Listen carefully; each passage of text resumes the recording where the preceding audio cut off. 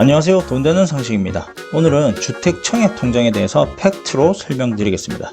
시청하시기 전에 구독과 좋아요 한 번씩 꼭 눌러주세요. 우선 주택 청약 통장을 만드는 이유는 무엇일까요? 내 집 마련을 하기 위한 목적이 가장 크고요. 또한 청약 통장은 공공 민영 아파트의 분양을 받기 위해서 청약 자격을 얻기 위한 통장이기도 합니다. 그럼 우선 청약 통장의 종류에 대해서 한번 알아보도록 하겠습니다. 자, 청약 통장의 종류는 청약저축, 청약예금, 청약부금, 청약종합저축, 청년, 우대형, 청합종합저축이 있습니다.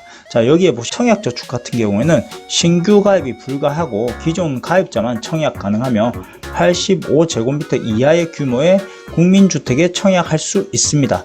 납부 금액은 월 2만원에서 10만원을 납부 가능합니다.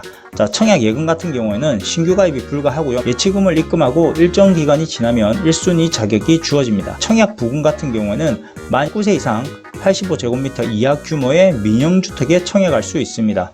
월 2만원에서 50만원을 납부할 수 있습니다. 청약종합저축 같은 경우에는 국민 민영주택을 모두 청약할 수 있고 입금도 적립이나 예치가 가능하도록 병행되어 있습니다.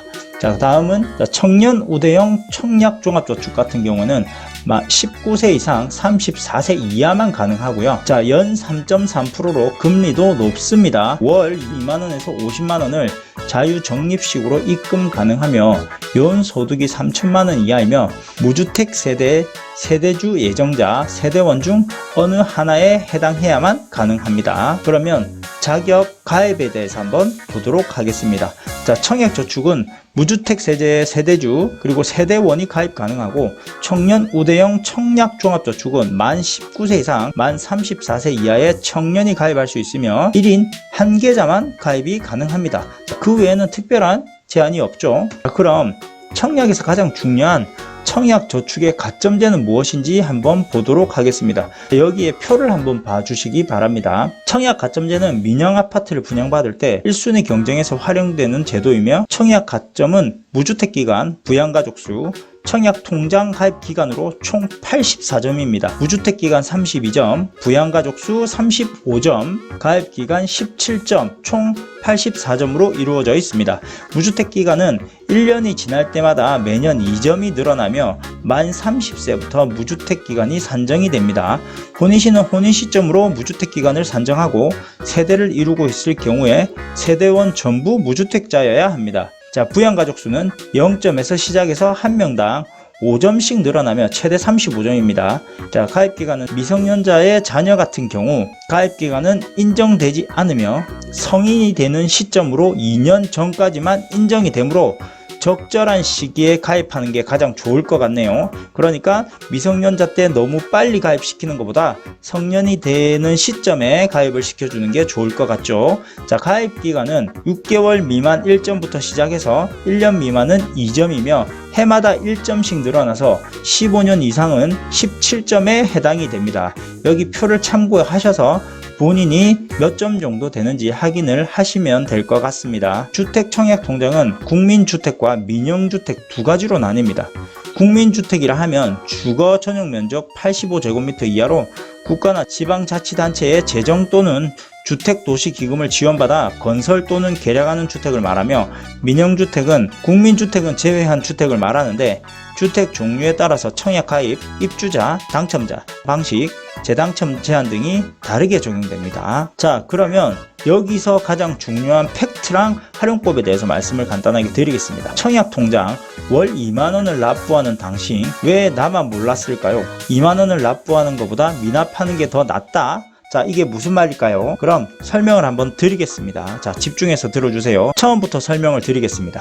자, 가입기간 같은 경우에는 청약통장은 월 2만원에서 월 50만원까지 자유납부 가능하지만 평균적으로 10만원 이하가 좋을 것 같습니다. 자, 그 이유는 국민주택에서 1순위 조건에는 동일 1순위자끼리 경쟁할 경우에 청약 가점을 활용하지 않고 납입 금액과 납입 횟수를 사용하기 때문입니다.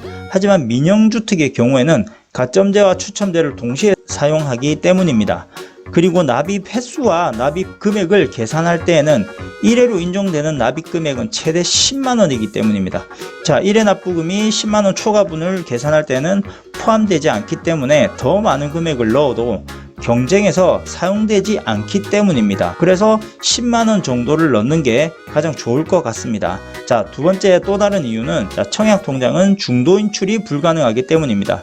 자, 월 50만원씩 큰 금액을 납부하게 되면 이후에 생활비나 다른 이유로 목돈이 필요하게 돼서 중도 해지를 하는 불상사가 발생하기 때문입니다. 또한 청약통장은 매월 납부금을 미납할 경우 밀린 회차에 한 번에 납부가 가능하지만 매월 2만원씩 넣는 사람은 매월 다 납부하였기 때문에 더 넣고 싶어도 넣을 수가 없습니다. 그러면 10만원씩 넣은 사람보다 예치금의 총액이 작을 뿐만 아니라 미납한 사람이 일시에 넣는 금액보다 예치금 총액이 작을 수밖에 없어서 불리할 수밖에 없습니다. 그래서 2만원씩 낼 거라면 차라리 미납하고 일시에 납입하면서 납입 횟수를 채우시는 게 훨씬 더 유리하기 때문입니다. 또한 청약통장은 연말정산 시 소득공제가 가능하기 때문에 주택청약종합저축에 가입한 사람은 연말정산 시 소득공제를 받을 수 있는데 단 조건이 있습니다. 연소득 7천만원 이하 근로자로 한도는 연납입금액의 40%, 즉 1년에 240만원이며 무주택자로서 확인서 제출이 가능한 사람만 소득공제가 가능합니다. 자, 그렇지 않으면 소득공제를 받을 수 없으니까 참고하시면 될 것 같고요. 그리고 청약통장에 가입하신 분들이 물어보시는 것 중에 하나가 청약통장은 승계를 받을 수 있나요? 라고 물어보시는 분들이 많았습니다. 어떨까요? 네, 가능합니다.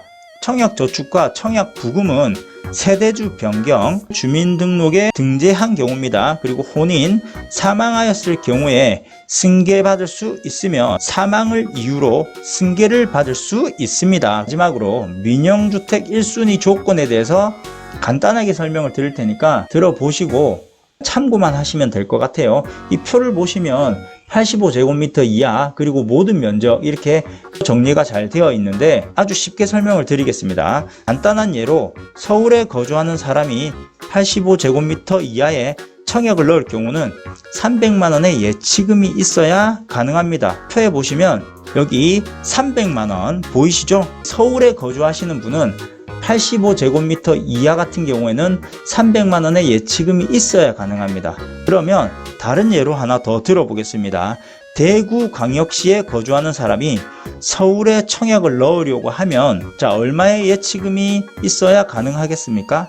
밑에 보시면 기타광역시라고 해서 250만원이 보이시나요? 여기 표에 의하면 기타광역시 같은 경우에는 85제곱미터 이하는 250만원의 예치금이 있어야 합니다. 그러면 서울에 청약을 하더라도 광역시로 들어가기 때문에 250만원의 예치금만 있으면 청약이 가능하다고 보시면 됩니다. 그러면 오늘은 청약통장에 대해서 팩트만 설명을 드렸고요. 오늘 영상을 참고하셔서 청약하시는데 도움이 되셨으면 좋겠습니다.